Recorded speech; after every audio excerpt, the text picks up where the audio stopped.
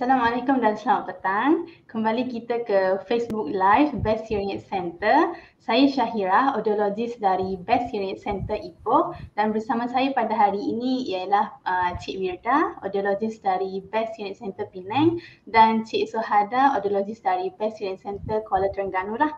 Sihat ya semua? Ya, Sihat, Alhamdulillah. Okey, pada hari ini kami bawakan kepada anda topik iaitu apa yang pengguna alat bantu pendengaran perlu tahu setelah memakai alat bantu pendengaran lah. Topik ini merupakan kesinambungan daripada topik sesi Facebook Live yang lepas, iaitu apa yang pengguna perlu tanya waktu sebelum beli alat bantu pendengaran. Jadi sekiranya anda merupakan pengguna alat bantu pendengaran ataupun anda mempunyai ahli keluarga ataupun kenalan yang pakai alat bantu pendengaran, jadi kami harap perkongsian ini dapat memberi input berkenaan dengan alat bantu pendengaran lah. Okey.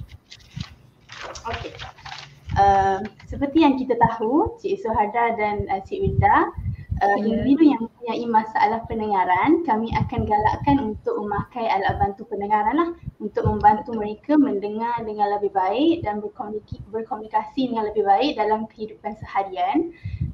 Tapi sebelum pakai alat bantu pendengaran, kami audiologis akan melakukan ujian pendengaran dahulu bagi memeriksa tahap pendengaran individu tersebut dan juga jenis masalah pendengaran yang dihadapi. Sekiranya masalah pendengaran yang mereka hadapi berkenaan dengan telinga tengah ataupun telinga luar, kami akan merujuk kepada pakar telinga, hidung dan tekak, contohnya jangkitan ataupun gegedang telinga pecah ataupun sakit, kami akan rujuk dahulu untuk selesaikan masalah tersebutlah. Namun sekiranya kami dapati masalah pendengaran tersebut disebabkan oleh saraf pendengaran ataupun kita panggil sensory neural hearing loss, kami akan terus ke sesi percubaan alat bantu pendengaran lah. Alat bantu pendengaran kita akan set dulu ataupun kita akan program alat tersebut, kita berdasarkan tahap pendengaran individu tersebut, dan kita akan bagi cuba dia punya kualiti bunyi, yang mana satu yang pesakit suka. Okey. Lepas tu pasang alat bantu pendengaran. Lepas pasang alat bantu pendengaran, dia bukan berhenti di situ sahajalah, dia ada lagi step-step seterusnya, langkah-langkah seterusnya yang pesakit ataupun pengguna alat bantu pendengaran perlu tahu supaya alat bantu pendengaran mereka tu boleh memberi manfaat dan berfungsi dengan baiklah. Mungkin Cik Wirda dengan Cik Suhada boleh terangkan dengan lebih lanjut. Okey, baik Puan Syahira. Okey, so biasanya selepas pemasangan alat bantu pendengaran ni, kita akan nasihatkan kepada pesakit kita untuk membiasakan diri dengan bunyi-bunyi yang dihasilkan dari alat bantu pendengaran tu lah. So macam mana nak biasakan diri ni? Yang ni kita memang dah selalu bagi tahu dah. Pesakit kena pakai alat bantu pendengaran sekurang-kurangnya 8 jam, minimum 8 jam sehari ataupun lebih lama. Okey, sebabnya telinga dan otak kita ni dia perlu melalui satu proses adaptasi terhadap bunyi-bunyi yang dihasilkan oleh alat bantu pendengaran tu lah. Okey, dan selalunya juga audiologis akan maklumkanlah kepada pesakit dan juga ahli keluarga yang bila mengenai kualiti bunyi dari alat yang kualiti bunyi yang dihasilkan dari alat bantu pendengaran ni, dia adalah tak sama seperti bunyi-bunyi yang sebenar lah, dan tidak 100% boleh diterima ataupun diproses oleh otak kita. Jadi pesakit ni dia kena ada satu harapan ataupun jangkaan yang realistik. Bila jangkaan tu tak realistik, so dia akan susahlah nak terima dengan bunyi daripada alat bantu pendengaran dan mungkin boleh buat tak puas hatilah terhadap bunyi tersebut. Jadi macam yang Puan Syahira bagi tahu tadi, proses penggunaan alat bantu pendengaran ni dia tak stop setakat tu je. Okey, kita dah try alat, beli alat, pasang alat, okay done. Bukan. So penggunaan alat bantu pendengaran ni dia merupakan satu proses yang berterusan, sebab tahap pendengaran kita ataupun tahap pendengaran pesakit mungkin boleh berubah-ubah lah. Mungkin tahap pendengaran dia makin teruk ataupun mungkin makin baik disebabkan oleh faktor-faktor tertentu, contohnya ada conductive element dan sebagainya. Jadi selepas pemasangan alat bantu pendengaran, pesakit dia perlu datang untuk follow up. Okay, so kebiasaannya kita akan bagi tarikh follow up ni 2 ke 4 minggu selepas pemasangan alat bantu pendengaran. Okey, so yang ni memang kita akan sarankan untuk datang sebab rawatan susulan ni dia penting bila masa rawatan susulan ni pesakit dia boleh share dengan audiologis pengalaman dia pakai alat bantu pendengaran. Contohnya bila pakai dekat rumah, adakah bunyi tu terlalu kuat ataupun terlalu perlahan, bunyi tu terlalu bising ataupun dengan suara sendiri macam bergema ke tak selesa. Dan selepas tu audiologis akan boleh buat adjustment lah. Dia akan boleh buat adjust, boleh buat tuning dekat alat tu terus directly. Okay, dan audiologis juga masa untuk rawatan susulan tu, follow up appointment, kita boleh observe cara patient pakai alat tu betul ke tak ataupun cara dia jaga betul ke tak. Sebabnya bila pakai betul kita dia dapat orang panggil manfaat lah daripada alat bantu pendengaran tu. Dan semasa sesi rawatan susulan tu juga kita sangatlah galak ahli keluarga untuk join sekali session tu sebab session tu mungkin lama. So mungkin ada certain part yang kita boleh lupa. So kalau dah ada family member dia boleh tolong ingatkan sekali lah. So untuk memudahkan sekali. Betul tu Wirda. Jadi ada tambahan sikit daripada apa yang Wirda dah terangkan tadi. Selepas pemasangan alat bantu pendengaran, pesakit akan diberikan satu tarikh untuk first follow up dan kebiasaannya yang macam Wirda cakap 2 ataupun 4 minggu selepas daripada tarikh pemasangan alat dilakukan. Jadi tujuannya untuk kita minta balik pesakit tu untuk datang balik jumpa kita adalah untuk kita tengok balik pesakit tu ada masalah tak pakai alat. Jadi kalau contoh pesakit tu pakai yang alat jenis belakang telinga, behind the ear ni, so kita akan tengok balik waktu patient tu datang, masuk tu betul ataupun tak. Kebiasaannya yang kita selalu jumpa, masalahnya adalah bila pesakit tu pakai yang jenis penuh macam ni, acuan penuh macam ni, so dia tak dapat masuk dengan betul. Yang selalu yang terkeluar adalah yang part yang ni. Nampak tak? So part yang ni. So dia bila tak masuk penuh, dia akan rasa sakit. So tu menyebabkan patient tak nak pakai lah. Lepas tu bila masuk tu tak betul, tak rapat, tak duduk betul-betul dalam ikut bentuk telinga, sebab acuan telinga ni memang kita ukur ikut saiz telinga masing-masing. Jadi dia kena masuk betul-betul. Kalau tak masuk akan menyebabkan rasa sakit. Saya tunjuk kat sini. Bila masuk macam ni kan, yang bila tak patient selalu cakap, saya masuk dah betul dah ni ketat je saya rasa dalam telinga saya. Tapi yang ketatnya adalah dekat sini je, tapi yang dekat sini terkeluar. Jadi lama-lama bila patient tu pakai, so dia akan menekan dekat sini. So lama-lama dekat sini boleh melecet lah. So kita akan tengok balik cara tu betul ataupun tak betul. Kalau tak betul kita akan tunjukkan balik lah. So kena masuk tu betul, baru rasa selesa dan patient dapat benefit dah dengan alat tu. So selain daripada tu juga kita akan tengok cara patient tu tukar bateri, nak masukkan ataupun tukar bateri lah yang selalu kita jumpa. Biasanya elderly lah, dia selalu tertukar sebab bateri ni ada positif dengan negatif kan. So positif ni mesti ke atas macam ni. So macam ni. So macam ni Okay, ni yang betul lah. Okay. Selalu biasanya patient selalu terbalik, so menyebabkan tak boleh nak tutup ataupun dia paksa juga, tolak juga bagi rapat. Lepas tu bila dia pakai, kita tak bunyilah alat padahal baru je ambil alat. So bila kita datang balik tu, kita akan tengok balik rupanya dah stuck bateri tu silap. So kita akan tunjukkan balik lah. Okay. Selain tu juga apa yang kita akan tengok waktu follow up ni nanti, kita akan tengok sebab waktu pemasangan alat tu dilakukan, kita dah terangkan semua dah. Contoh macam volume control, push button. So kita dah terangkan dah fungsi dia. Sini volume control, push button untuk ataupun program button. So kita akan tengok balik patient dapat buat ataupun tak. So kita akan explain balik jugalah. Sebab kalau contoh pakai yang belakang telinga ni, sebab dia ada kalau tengok volume control ni ada yang jenis yang ada nombor 1 sampai 4. So kalau nak buat kan Cik Syuhada mungkin boleh tunjukkan dekat dengan kamera. Nampak tak nampak.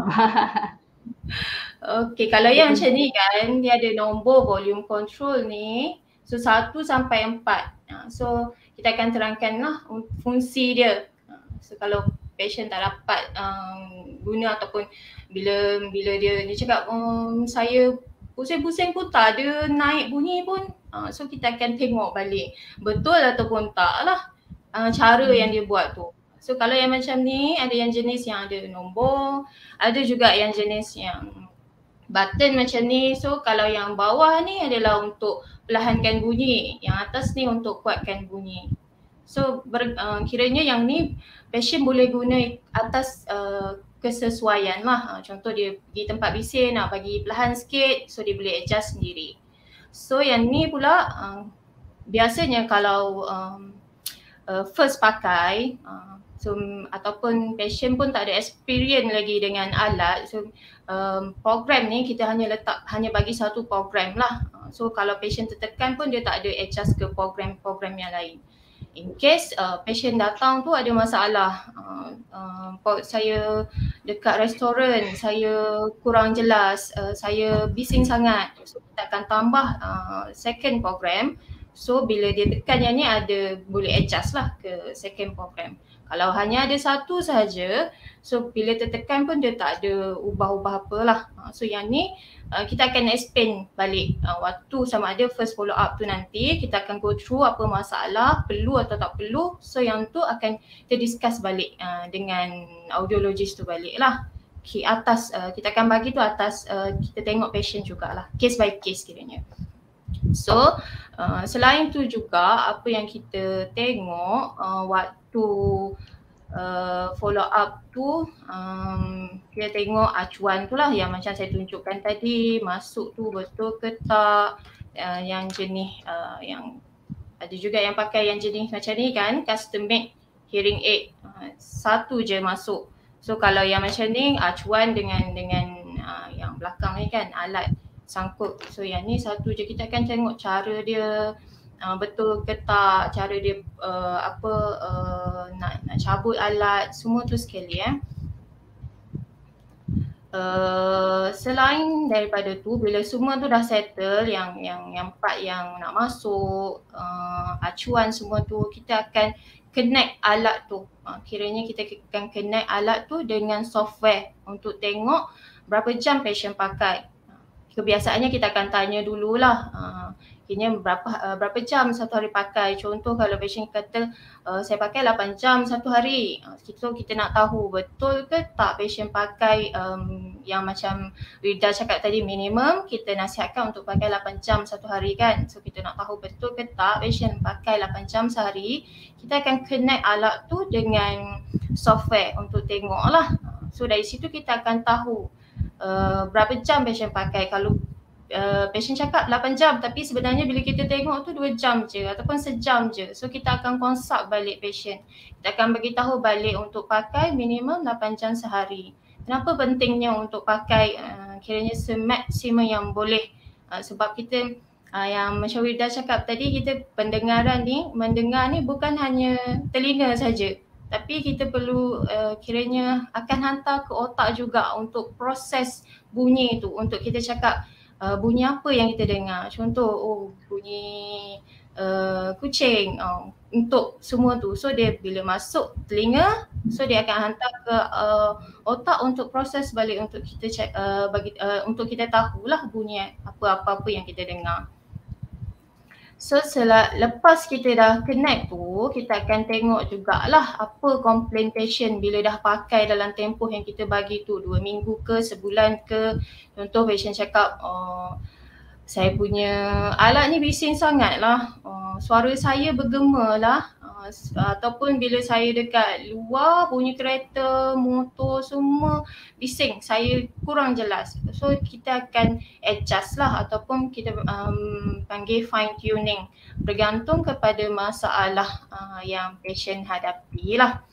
Selain daripada tu juga kita akan tengok cara penjagaan alat bantu pendengaran harian lah.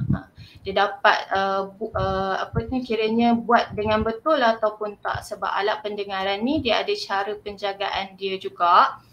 Seperti alat bantu pendengaran tu tak boleh terkena air sebab dia boleh rosak kalau terkena air lah, sebab alat ni dia ada mikrofon, dia punya speaker dalam ni, kalau kena air boleh rosak.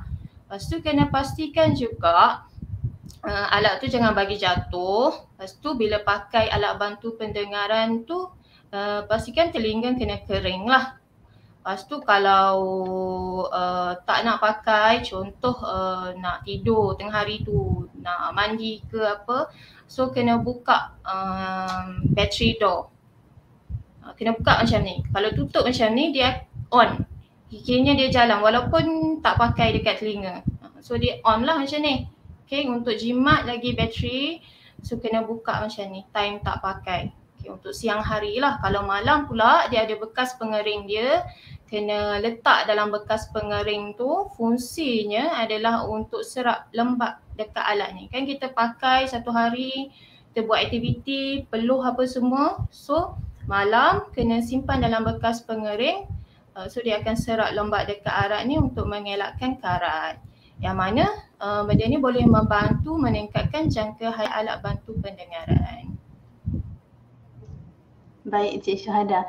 Jadi secara keseluruhannya, waktu temujanji pertama tu kita nak buat macam ulang kaji lah.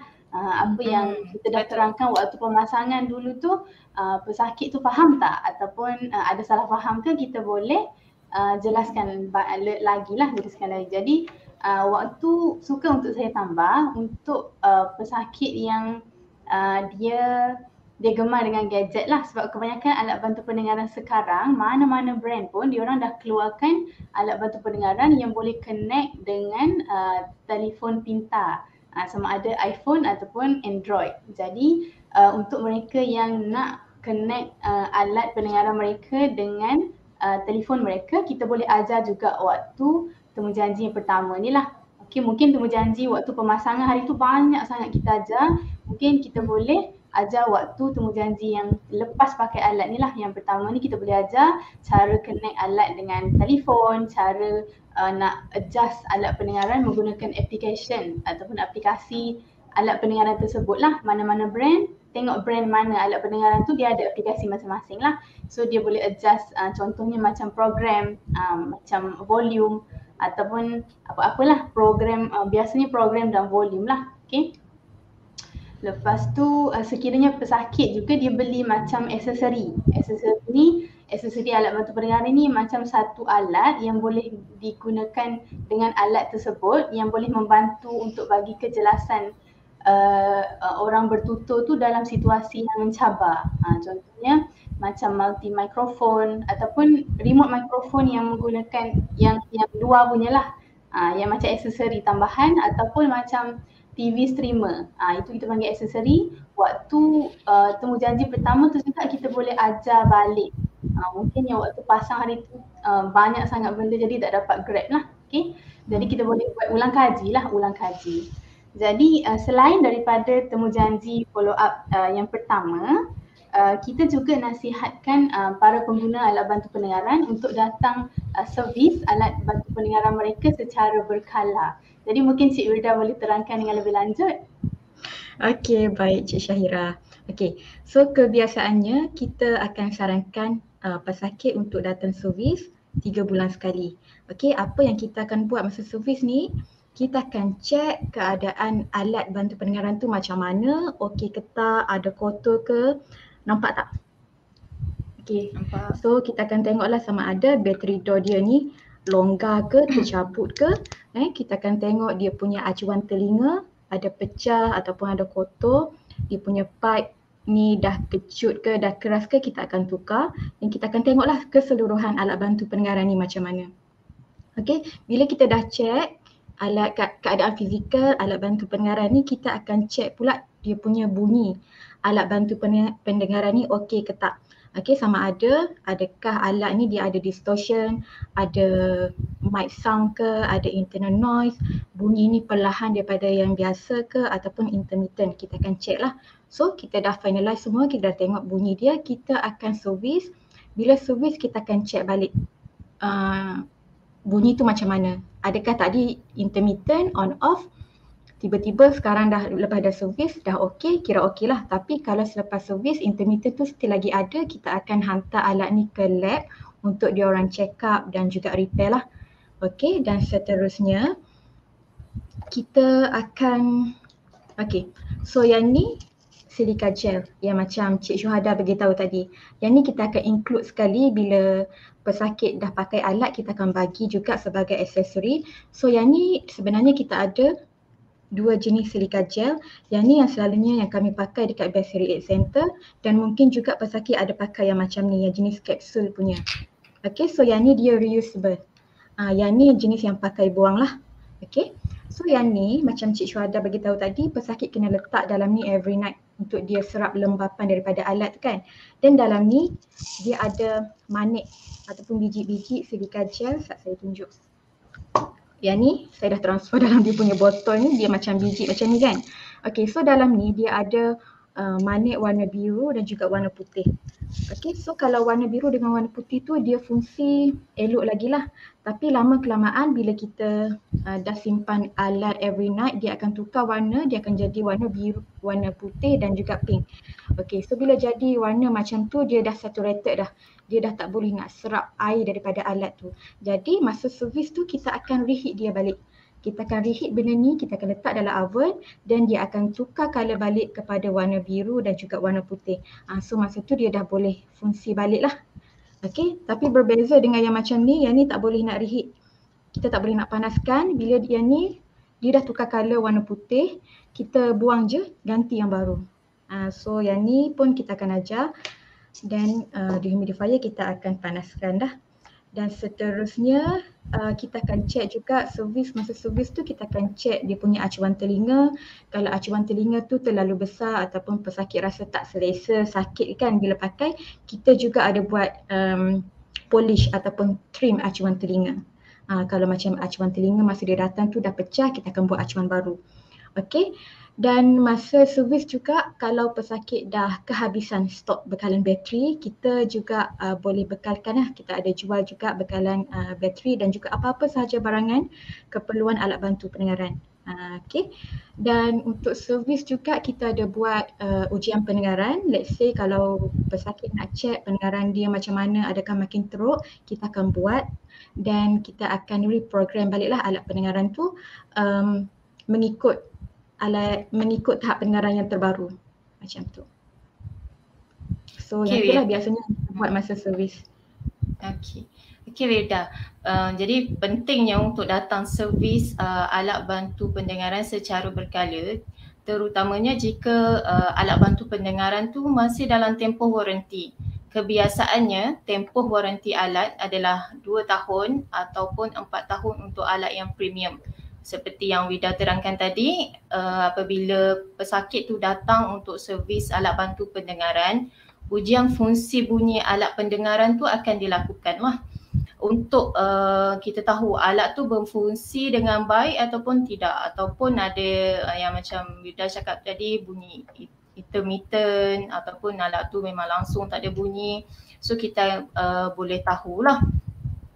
Jadi jika kita dapati alat pendengaran tu mempunyai masalah, kita boleh terus hantar ke manufacturer atau lab untuk proses baiki tanpa dikenakan sebarang bayaran semasa dalam tempoh waranti lah. Berbeza pula jika pesakit tu datang servis alat bantu pendengaran, datang balik dekat center kita dengan alat yang rosak, dan bila kita check balik waranti pun dah habis. So bayaran akan dikenakan bergantung kepada kerosakan alat. Jadi benda ni agak rugilah dekat situ, betul tak Wilda Syahira? Betul. Jadi mungkin alat tu dah bermasalah semasa dalam tempoh waranti lagi, tapi disebabkan pasien tu tak datang servis dan terlepas tempoh waranti, jadi bayaran akan dikenakan untuk proses hantar baiki alat lah. Mungkin Syairah boleh terangkan dengan lebih terperinci apa sebenarnya kepentingan untuk pasien tu datang servis alat pendengaran mereka. Okey, secara ringkasnya apa yang kami lihat di kami punya kedai lah, kebanyakan antara manfaat yang kita dapat apabila pesakit datang untuk servis alat mereka, contohnya 3 bulan sekali. Nombor satu, keadaan alat bantu pendengaran mereka tu sentiasa bersih lah dan sentiasa berfungsi dengan baik. Jadi sekiranya kita dapati ada masalah tentang bunyi alat tersebut ataupun fizikal luar alat tersebut patah ke apa, kita boleh nasihatkan untuk solusinya lah. Contohnya tukar ke, hantar repair ke. Macam Cik Suhada katakan tadi, sekiranya dia datang awal, masih dalam warranty, bukan salah sendiri, kita hantar tak ada charge. Kalau salah sendiri, dia memang ada charge lah. Consider macam human error. Okay, itu nombor satu. Nombor dua, kebiasaannya yang kami lihat yang datang servis secara berkala ni, jangka hayat alat bantu pendengaran mereka tu dia bertahan lebih lama. Sebab contoh contoh ada karat sikit dekat dia punya battery door ke, battery contact ke, waktu datang 3 bulan lagi kita boleh cuci lagi karat tersebut. Jadi alat tu tahan lebih lama lah berbanding dengan pengguna yang dah pakai setahun tanpa servis, dah datang sekali dan memang banyak kotoran lah. Jadi macam tu dia berisiko untuk rosak. Jadi seterusnya kebiasaannya individu yang datang untuk servis ni, mereka lebih memahami alat bantu pendengaran mereka. Maksudnya dari segi nak adjust dia punya program, dia punya volume, dia orang macam tak takut-takut nak tekan butang tu. Ada setengah pesakit ataupun pengguna alat bantu pendengaran dia tak biasa adjust, jadi dia takut kalau tekan ni rosak. Tak, sebenarnya memang boleh guna lah. Jadi bila mereka boleh memanipulasikan butang-butang yang ada tu, mereka boleh mengoptimumkan penggunaan alat bantu pendengaran mereka lah berdasarkan situasi sekeliling pada harian lah. Okay, jadi yang seterusnya yang paling penting juga adalah bila alat tahan lama, jangka hayat alat tahan lama, pengguna akan merasakan pelaburan yang mereka beri ni untuk alat bantu pendengaran ni berbaloi. Kita pun kalau kita nak cari barang, kita mesti nak yang boleh tahan lama. Macam tu lah. Jadi kami nasihatkan ini antara beberapa cara yang pengguna alat bantu pendengaran boleh lakukan supaya jangka hayat alat bantu pendengaran mereka boleh bertahan dengan lebih lama dan mereka berpuas hati lah dengan pelaburan mereka. Jadi saya kira itu adalah pengakhirannya kita punya perkongsian pada hari ini. Jadi kami harap agar sesi ataupun informasi yang kami berikan kepada anda pada hari ini bermanfaat buat anda dan individu di sekeliling anda lah. Okey, jadi seterusnya kita boleh ke sesi soal jawab, tapi sebelum tu kami ingin mengwar-warkan sekarang Best Hearing Aid Center sedang mengadakan promosi alat bantu pendengaran jenis RIC ataupun receiver in the kennel serendah RM1,000 lebih. Macam tu. Jadi sekiranya anda berminat, anda bolehlah ke cawangan Best Hearing Aid Center yang berdekatan dengan anda untuk mengetahui maklumat lanjut tentang promosi inilah. Okey, dan stoknya adalah terhad. Okey, jadi untuk penonton sekarang, sekiranya anda mempunyai sebarang persoalan, anda boleh nyatakan di ruangan komen dan kami boleh cuba jawab soalan anda. Okey, terima kasih. Kita tunggu soalan.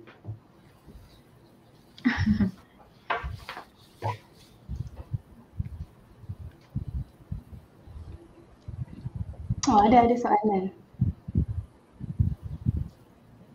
Okey. Bagaimana?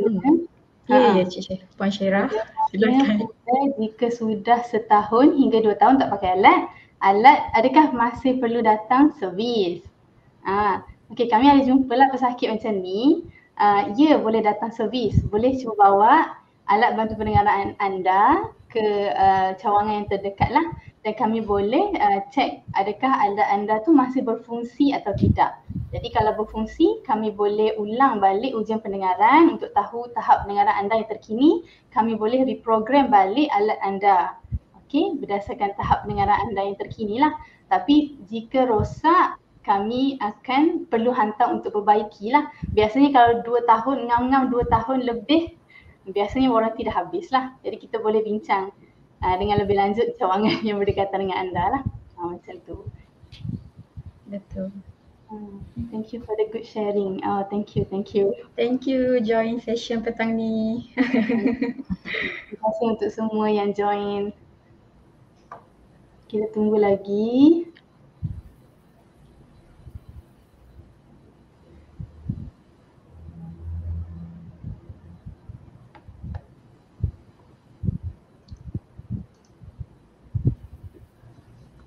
So kalau penonton kita ada apa-apa lagi soalan, boleh type dekat ruangan komen, okey?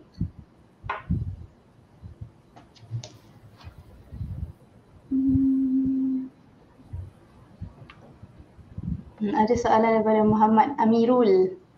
Apa yang perlu saya buat jika audiologis saya sudah set program lain untuk alat pendengaran saya, tapi sewaktu dalam meeting saya masih kurang dengar? Adakah saya perlu beli alat lain? Okey, dia ada beberapa option. Mungkin Cik Wida, Cik Suhada nak cuba jawab. Okey. Okey, so soalan dekat sini, jika audiologis sudah set program, apa yang perlu saya buat jika audiologis sudah set program lain untuk alat pendengaran saya, tapi sewaktu dalam meeting saya masih kurang dengar, adakah saya perlu beli alat baru? Okey, so yang ni cuba tengok dulu yang program tu program apa, adakah program yang dipakai tu memang untuk meeting ke ataupun sebagainya, dan dekat program tu pun kita boleh adjust jugalah. Dan tengok juga, dan kita juga ada aksesori untuk meeting. So aksesori ni kena try dulu, atau Cik Amirul boleh datang ke mana-mana hearing aid center yang berdekatan untuk kita try dengan aksesori. So kalau adakah saya perlu beli alat baru, alat lain, yang tu check dululah, tengok alat yang lama tu macam mana. Mungkin saya boleh tambah sikit. Antara langkah dia juga mungkin boleh nasihatkan individu yang pakai alat bantu pendengaran tersebut, dia duduk dekat dengan orang yang bercakap ataupun speaker waktu dalam meeting lah, dan mereka juga boleh cuba untuk adjust volume tu waktu meeting. Macam tu lah untuk membantu mereka mendengar atau tangkap pertuturan tu lagi baik. Macam tu. Okey, seterusnya, saya selalu dengar kena pakai 8 jam sehari alat bantu pendengaran, tapi kalau nenek saya pakai lebih ataupun kurang dari 8 jam, ada apa-apa kesan ke? Tak ada kesan. Siapa nak jawab? Okey, kalau pakai kurang daripada 8 jam, dia sebenarnya kenapa kita perlu, biasanya audiologis selalu cakap kena pakai semaksimum yang boleh, paling kurang 8 jam sehari. So sebenarnya bila kita cakap macam tu, supaya pesakit tu cepat untuk sesuaikan alat pendengaran tu, maksudnya sesuai dengan bunyi lah.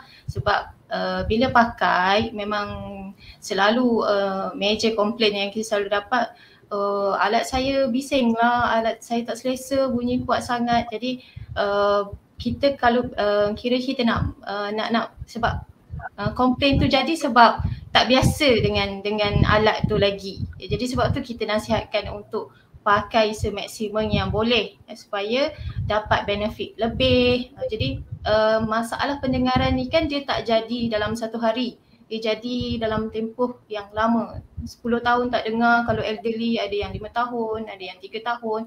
Jadi dalam tempoh tu banyak bunyi yang dia dah tak ingat, dia lupa. Jadi bila pakai alat balik ni, dia macam nak belajar balik, proses mendengar balik. Jadi tu sebab pentingnya untuk pakai alat semaksimum yang boleh lah. Jadi kalau pakai alat kurang dari 8 jam sehari untuk permulaan, okey, untuk sebab tak adalah kita orang nak push, kena pakai juga. Jadi kalau macam tak selesa ke atau ada masalah ke apa, datang balik, kita akan tengok balik sebab apa pakai tu kurang 1 jam sehari, mesti ada problem lah. tak selesa tu dekat mana. So kita akan tengok balik dari masalah tu.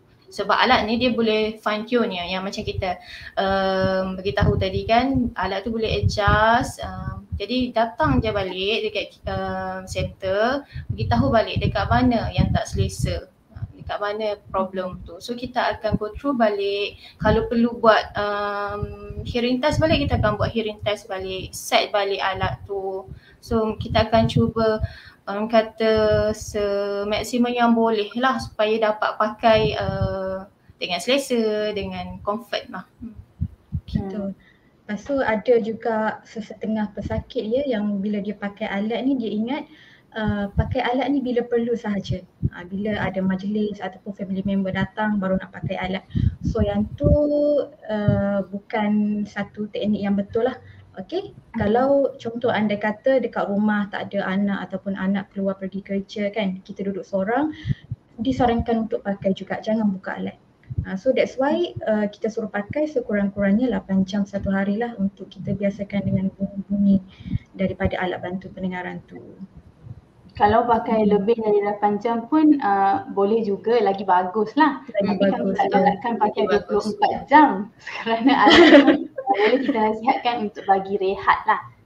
Waktu rehat ataupun sekiranya sekarang dah banyak alat rechargeable, kita bagi masa untuk charge balik alat tersebut. Sambil dia rehat, sambil dia rehat lah. Alat elektronik dia boleh berehat juga. Okay, itu untuk jawapan Cik Christina. Seterusnya, saya ada soalan lain juga. Bagaimana jika selepas beli alat pendengaran, selepas beberapa bulan telinga ada jangkitan kuman dan pendengaran makin teruk? Jika alat yang baru beli tak dapat beri manfaat, adakah perlu beli alat baru? Atau adakah boleh trade in alat yang lebih power? Wow, soalan ni dia sangat tricky lah. Dia sangat tricky dan kebiasaannya sekiranya jangkitan biasa jangkitan yang kami tengok, sekiranya pesakit tu datang, dia dah mempunyai jangkitan telinga dan dia dah melalui proses pengurusan daripada ENT doktor. Biasanya kami akan tengok dulu tahap pendengaran mereka lah, sama ada memang sikit saja ke ataupun teruk saja. Kami akan prescribe alat bantu pendengaran berdasarkan tahap pendengaran mereka lah. Sebab kami dekat sini kami tidak mengamalkan trade in punya alat. Alat yang dah dibeli, consider dibeli, sold. Macam tu. Jadi biasanya kami akan lakukan kita panggil assessment yang betul-betul lah. Kami akan fikir dulu macam mana. Sebab ada juga yang kami biasa tengok. Kalau saya biasa tengok pesakit tu dia waktu datang tu dia tak ada infection apa-apa pun. Lepas tu bila dah pakai alat macam beberapa bulan ke, start ada infection satu belah saja contoh. Dia pakai dua belah, satu belah saja. Jadi kami refer pergi ENT tolong selesaikan bahagian infection. Waktu ada infection tu tak pakailah. Bila dah betul-betul sembuh baru pakai balik. Ada juga, tapi tak adalah tahap pendengaran mereka sangat cepat turun.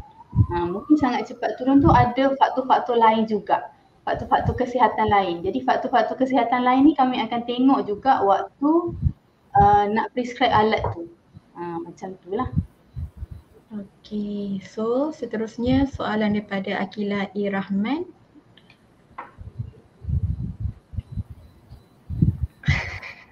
Saya nak tanya, sekejap, okay. So soalan daripada Akila E. Rahman, saya nak tanya kalau alat dah habis warranty, masih boleh hantar repair tak kalau rosak? Alat dah pakai lebih kurang 5 tahun. Okay, so contoh, biasanya alat warranty 2 ke 3 tahun. Kita tengoklah, kalau alat yang basic mungkin warranty 2 tahun, alat yang premium mungkin warranty dia 3 tahun. Okay, so selepas habis warranty, kalau alat tu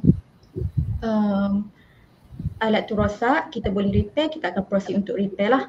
Okay, andai kata alat tu dah 5 tahun, dah habis warranty dan alat rosak, bila kita check balik tak boleh nak repair, so yang tu memang kita recommend untuk new hearing aid. Selepas 5 tahun tu agak lama juga tu. Tapi memang jangka hayat alat tu memang 4 ke 5 tahun. Mungkin ada yang pakai 7 tahun. Kalau alat yang lama sangat memang kita recommend untuk pakai, untuk beli alat barulah. Seterusnya soalan dari Cik Faidah Hidayah. Saya ada soalan, kalau pasien datang dengan unresolved middle ear problem. Jadi untuk middle ear problem ni memang ada situasi yang memang dia selalu ada.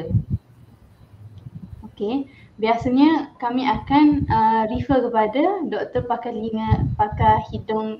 telinga hidung dan tekak dahulu. Jadi sekiranya doktor bagi macam medical clearance mengatakan bahawa pesakit ini memang tak boleh nak buat apa dah bahagian yang ada problem tu, middle ear dengan outer ear, dan proceed for hearing aid punya prescription, kami akan teruskan untuk percubaan alat bantu pendengaran lah.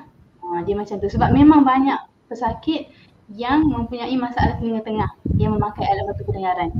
Sebabnya dia dah pergi ENT dan ENT dah setakat tu saja, mungkin tak sesuai untuk surgery ke, contoh eardrum dia berlubang, gegenang telinga pecah. Jadi doktor tengok tak sesuai untuk tampalan semua ataupun pengurusan yang seterusnya, jadi doktor refer untuk pakai alat bantu pendengaran pun ada juga macam tu lah. Ya, dan alat bantu pendengaran pun dia ada certain alat yang sesuai untuk yang ada unresolved middle ear problem. Contohnya macam let's say ada ear discharge, yang sentiasa ada ear discharge, so kita sarankan untuk pakai alat bantu pendengaran yang di belakang telinga yang macam ni. Okey, yang macam ni lah. Okey, kalau yang ada yang macam yang custom made punya tu tak sesuai, sebab yang tu kita terus masuk dalam telinga, so dia akan rosak bahagian electronic part dalam alat tu lah kalau pakai yang custom punya. So kalau yang ada middle ear problem, let's say anda kata yang ada ear discharge, so kita akan suggest pakai alat yang behind the ear style macam ni. Dan dia punya acuan telinga ni kita ada dua jenis, yang macam saya tunjuk ni jenis yang lembut, dan satu lagi ada jenis yang keras. So yang keras tu yang sesuai lah kalau dipakai untuk yang ada ear discharge. So kena tengok juga. So kalau Puan Faidah ada kenalan ke yang ada middle ear problem dan ada masalah pendengaran, kurang dengar, boleh bawa dulu dekat hearing aid center. Kita akan check dulu dan kita akan suggest lah yang mana alat yang sesuai jika perlu. Jadi seperti yang Cik Wida nyatakan tadi, biasanya kami akan cadangkan untuk alat jenis yang gantung belakang telinga, dan pesakit kena selalu jaga kebersihan lah, sebab kebiasaannya yang ada masalah telinga tengah ni dia ada jenis yang berair, maksudnya selalu keluar air. Jadi kami minta pesakit jaga telinga nombor satu, waktu mandi mungkin kena pakai earplug ke, tak nak bagi air masuk dalam, tak nak jadi infection tu lagi teruk. Nombor dua, bila pakai alat bantu pendengaran tu kena selalu cuci acuan telinga tu. Dia kena cuci dengan kerap lah supaya kebersihan dia sentiasa terjaga. Macam tu, untuk mengelakkan infection lagi teruk. Macam tu lah. Betul.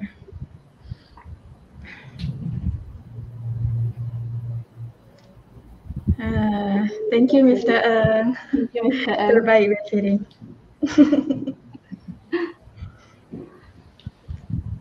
So ada apa-apa lagi ke? Sekejap kita tunggu lagi 2 minit lah.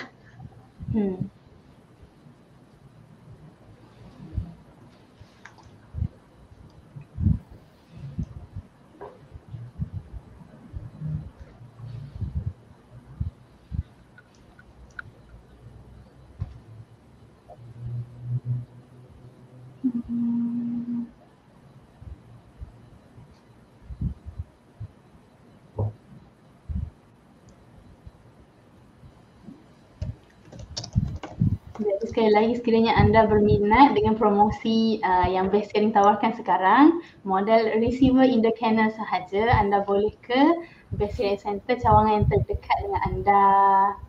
Bagi maklumatnya dengan lebih lanjut.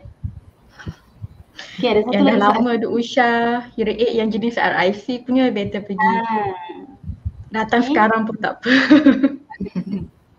Takut esok dah habis stok. Saya Encik Soal- Muhammad Amirul. Soalan yang seterusnya daripada Muhammad Amirul. Saya ada soalan lain, kalau alat rosak perlu repair ataupun beli baru sebab teknologi yang terbaru, teknologi yang terkini lah. Bergantung, kalau rosak tu dalam masih tempoh warranty, memang tak perlu beli baru lah kan. Memang kita boleh hantar repair free of charge saja. Tapi kalau boleh juga consider kalau contoh dah habis warranty ataupun memang betul-betul ngam-ngam 2 tahun alat rosak. So boleh juga untuk baiki sebab dia masih ada spare part untuk kita hantar baiki lah. Ataupun boleh consider untuk latest teknologi juga. Masa tu mungkin boleh discuss balik dengan audiologist apa preference yang dia cari. Contoh yang nak boleh streaming dengan phone, dengan TV ke, ataupun memang jenis yang hari-hari meeting, so nak dengar dalam meeting tu dengan clear. So semua tu memang available, memang ada. So benda tu kena datang dan kita akan terangkan balik lah apa yang Cik Amirul nak cari. Okay. Betul.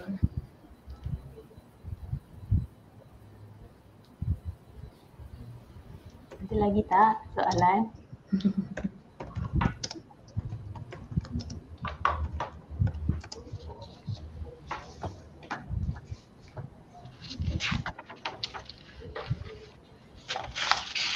Jadi saya rasa setakat itu sahajalah kan perkongsian kita pada hari ini.